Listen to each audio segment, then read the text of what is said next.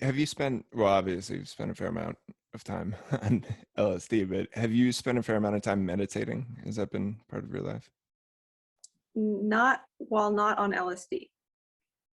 You've meditated while on LSD. Yeah. I mean, that's what people that's what you Yeah, do on but it, I mean, right? deliberately. You Yeah. just interesting. I think that was like how I spent most of it. Yeah. The reason I say this is that I've found at the core of that experience that there's nothing there. There's Hmm. just a complete absence of some central thesis, right? There's observation and basically nothing else. Hmm. Yeah, like the sense of free will sort of transformed to being object. Like how in meditation, a lot of things like you take a thing, you look at it, and you realize then it becomes object to you. Like Mm, you realize that you are witnessing it.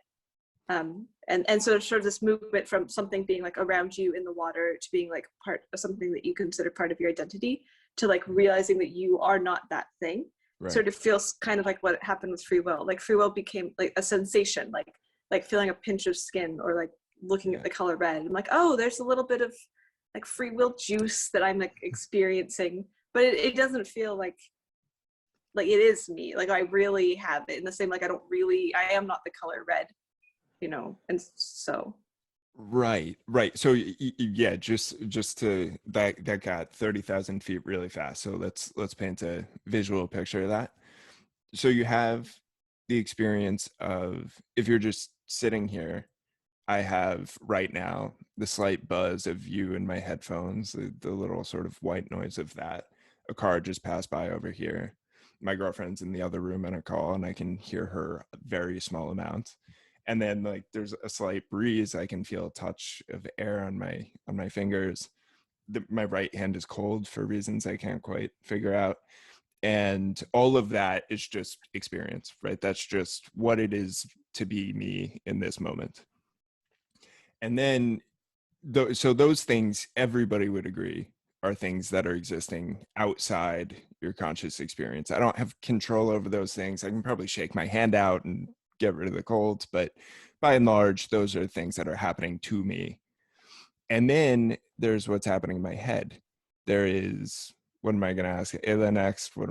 How am I going to frame this question? There's all those little bits and pieces, which in the context of just normal default operation I feel like I'm in charge of this sentence and where this sentence goes.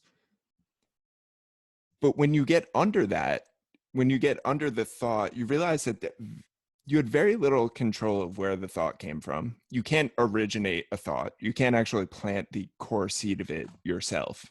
The thought just kind of comes in, and you Mhm. either latch onto it or just let it swim on by and it disappears. And so the initially noticing that the shelf life of a thought that I just let go is very, very short. It dissipates so quickly was sort of the first discovery there. And then latching onto a thought in and of itself wasn't really something I had any feeling of control over. I Latching onto a thought would usually be aligned with something in the vein of just obsessing over something, right? So I had that conversation with that person 2 nights ago, and first I can't get it out of my head unless I really proactively distance myself from it, right? So once you start moving back, okay, sights and sounds isn't me, obviously. My thoughts aren't really me either. My control over the thoughts aren't really me. What the fuck is back there? you know? Yeah. Yeah. Is that a It fair reminds me. encapsulation of what you're going for? Yeah, yeah, very much so. It reminds me sort of like the way you're talking about it of my very first acid trip where I did not understand the thing that you were saying. Yeah. And I didn't know any of this shit. I hadn't done a drug before.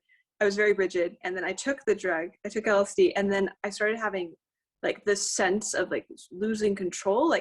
Mm. Like my sense of self was doing something really strange with the thoughts that I was having.